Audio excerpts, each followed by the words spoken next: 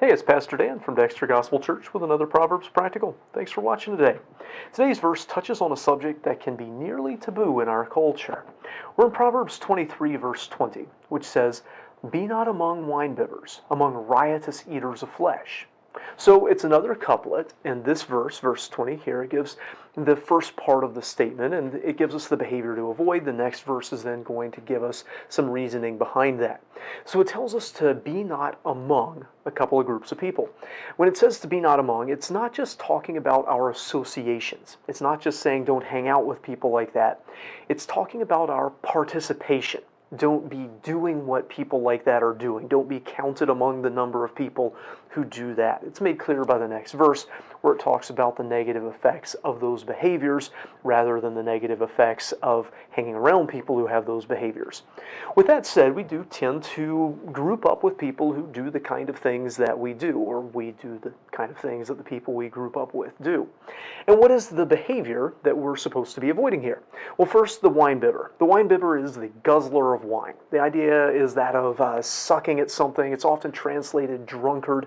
It's the person who drinks beyond thirst, beyond satisfaction, and into obvious drunkenness.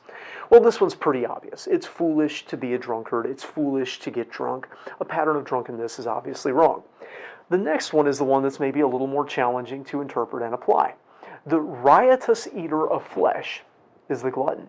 The term riotous eater, it has the idea of vileness, of flowing down, of squandering and being lavish.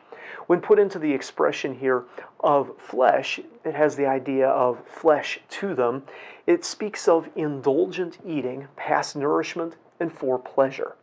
It's eating excessively, the food equivalent of drunkenness. And the two are coupled together not only here, but also in Deuteronomy 21:20. While fatness was generally considered a good thing in the Old Testament, since it meant that you had food enough and to spare, this acknowledges that there are people who could and would use food like a drug, who would eat to the point of harming themselves. Now, this isn't a popular subject to address, and it's such an easy practice for us to slip into. We have so much access to such unhealthy food, food that is designed to please us rather than to nourish us. So it's easy for us to become as addicted to that as some people are to alcohol.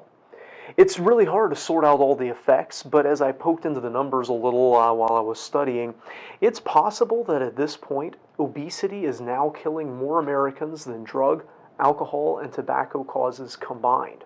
And that's entirely aside from the social effects of overeating, the physical limitations on what we can do for work or service, the mental effects of housing our brains in a body that isn't working correctly, the emotional effects of being dependent upon a substance for happiness and functionality. So if we would live with wisdom, we must live with self-control in what we put into our bodies and how we consume it, whether that be drink or food. And the next verse gives some reasoning for that advice. We'll see that in our next video. I hope this video is a help to you. If it is, hit the like button. If you haven't already, subscribe to our channel for more content like it.